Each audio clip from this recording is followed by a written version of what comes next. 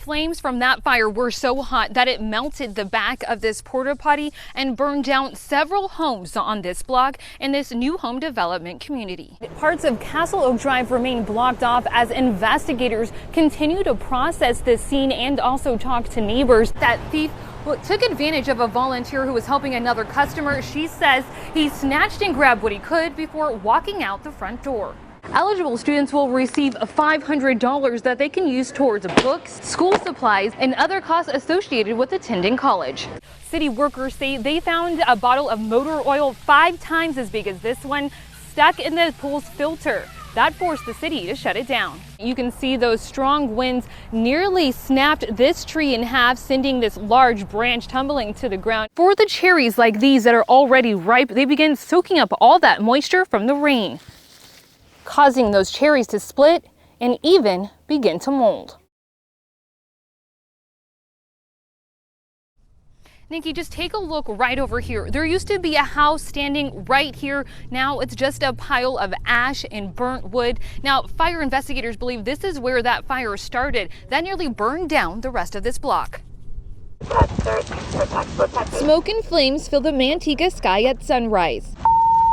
SCD, the Tank 24 is on scene. We have 3 homes fully involved. We had flames in the 30-40 foot range and black smoke visible down in Modesto. Manteca Fire Marshal Lance Ray says by the time crews arrived to Battle Force Street around 5:30 this morning, the fire was spreading down the block in a brand new Manteca subdivision. If it would have gotten another house or 2, we probably would have lost the remainder of the block. The intense flames burned one home to the ground and ripped through 3 others, all for a total loss. I can't believe that people would go out here and destroy somebody's houses and stuff. A 5th home was threatened, but firefighters were able to save it. Fire investigators were back out on the scene this afternoon working to determine the cause. We've ruled out so far through the process natural causes, no lightning, things like that. There was no utilities in any of these homes, so no gas, no electric. But the fire marshal is calling the early morning fire suspicious. We have requested additional resources from CAL FIRE and ATF, and we will be coordinating with them for the investigation. 10 days ago, just blocks away in the same new subdivision, Manteca Fire says an arsonist burned down 2 model homes on East Woodward Avenue. This one, we haven't made that connection yet, and we're not jumping to that conclusion. We're going to work the process. Now, I reached out to the builder, D.R. Horton, about these recent fires, but no one was answering because of the holiday. So hopefully we'll get a response from them and we'll bring you that information as soon as we get it. Yeah, well, after we called it to the city's attention, crews wasted no time getting out here to fix it. So now this bump in the road is freshly painted.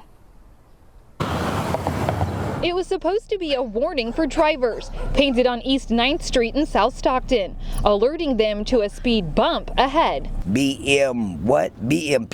BMUP is what it says. BMUP? This spelling mistake catching the attention of people who live nearby. I double checked. I said, wait a minute. I stood on one side of it and made sure. I said, wait a minute, you don't spell it like that, and went back on the other side. And that's when I, came to the conclusion, man, they spelled it wrong. A spokesperson for the city of Stockton tells Fox 40 this road was actually painted last year. They said contractors re-stenciled the road markings but accidentally spelled this one wrong. The city says the mistake was missed on final inspection because spelling isn't something they typically check for. I think it's funny, that they did all the ones over there and just got this one wrong. So I don't know what was going on. I don't know if they just sort of wasn't thinking. Maybe it was after lunch or something, And while some say it's just a silly mistake, it makes our street unique, like the people that live here. That's how I look at it. Others say BMUP spells out something entirely different. Carelessness from the city. I don't give a damn. You know what I mean? They might as well just say that, you know what I mean? They should at least spelled it right. Originally, the city was just going to erase the mistake, but hours after Fox 40 called, Beam Up is now BUMP Bump.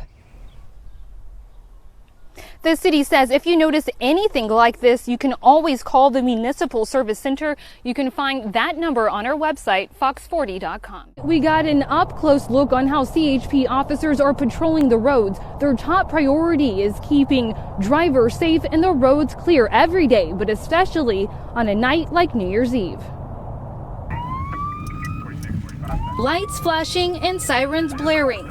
As we head to the scene of a DUI injury crash. After failing several field sobriety tests, including blowing nearly twice the legal limit on a breathalyzer, this Rio Linda man will be bringing in the new year from jail. You know, got in this crash before we could stop him and caused this potentially major injury accident, you know, with multiple vehicles all getting towed from the scene. We rode along with CHP Sergeant Jeff Carlisle for the night. The suspected drunk driver arrested for felony DUI after CHP says he caused a 4-car wreck that sent 2 people to the hospital. So many collisions and just calamity that DUI causes. I've been on 17 years with this job, and I've seen a lot of ugly stuff. And probably, I'd say definitely the majority of those incidents were caused by something to do with alcohol or drugs. He says officers are out in full force this New Year's Eve, looking for impaired drivers, trying to prevent crashes like this one or worse from happening. The impaired driver and the dangerous driving is definitely a focus of ours. Last year, CHP made more than 900 arrests for drunk drivers during a 4-day period surrounding New Year's Day. By 8 o'clock, hours before many of the night celebrations begin, 2 people had already been arrested for DUI before the overnight shift begins. The job might include arresting a very dangerous DUI driver that has multiple prior convictions, or it could just be helping somebody who has a flat tire on the side of the road and making sure that they're safe and getting to where they're going, and everything in between. Now, starting tomorrow, a new DUI law will go into effect. That law will require that repeat offenders install an ignition interlock device to be used for repeat DUI offenders and offenders who cause injury. And again, the state is just really trying to crack down on DUI drivers. Live in Sacramento, Kristi Gross, Fox 40 News. I give you the Misty Holtzing Memorial Softball Complex. Family, friends, and Stockton City leaders came together to dedicate the park Misty Holtzing once spent so much time at in her name. Our daughter will be looking down saying, fantastic. She'll say fantastic. Yes. They're doing something right. Misty's parents, Karen and Tom Farmer, say softball always had a special place in their hearts, so there's no better way to honor their daughter. To me, the softball complex was the best choice for a park being named for Misty because she was all about softball. Her daughter played at this park. Misty's daughter, Mia, says the dedication is very special to her. Growing up, playing on these fields, having something to give back and remember her here, it means a lot to me. Misty was killed when she was taken hostage by suspected bank robbers. It's a day her family and Stockton police will never forget. It's important that we never forget her name for the tragedy that our community went through. And so I think it's important for my police department, our community, and the family to move forward in a healing process. Today's unveiling marks the 5th anniversary of her death. I'm hoping and praying that out of something bad, something good will definitely come out of it. Misty's widow, Paul, is ensuring that happens. He set up this weekend softball tournament to raise money for a new student-athlete scholarship fund he created in his late wife's name. She loved the kids, so this is great for the community to get to enjoy the softball complex with her name on it. The Singh family says with every pitch, every hit, and all the cheers, they're keeping Misty's memory alive. She's just such a good person. You don't want to let someone like that just drift. In Stockton, Kristi Gross, Fox 40 News. In a matter of seconds, a thief is seen in the surveillance video reaching into Mark Linneman's truck with a flashlight last Thursday night. My phone actually alerts if something happens with my truck. And my phone did get an alert, but I was asleep. I had just gone to sleep, so I didn't hear it. As he and his family slept, the thief rummaged through his Chevy Silverado. At one point, the suspect actually gets into the driver's seat and shuts the door, but not before looking directly at Linneman's owl dash cam. Failing a violation, just knowing that someone was in your stuff sitting there, and if I didn't have a camera, I wouldn't even have known. The suspect eventually realizes he's being recorded and covers the camera, taking off with a pricey gadget, a $600 amplifier. I work hard for my stuff, and for someone to come and take that, you know, it's wrong, and you know, they need to know that they're doing wrong, and they're gonna get caught. That truck wasn't the only vehicle broken into that night.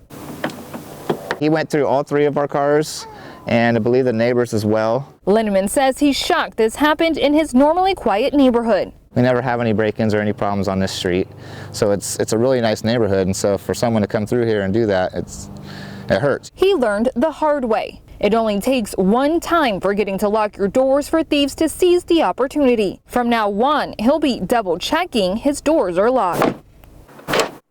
Just gonna be aware that there is thieves out there. Don't get too comfortable in your own neighborhood. Even if you know it's a nice neighborhood, there's other people that come from out of town or from the next neighborhood over that are looking to do harm. In Modesto, Kristi Gross, Fox 40 News.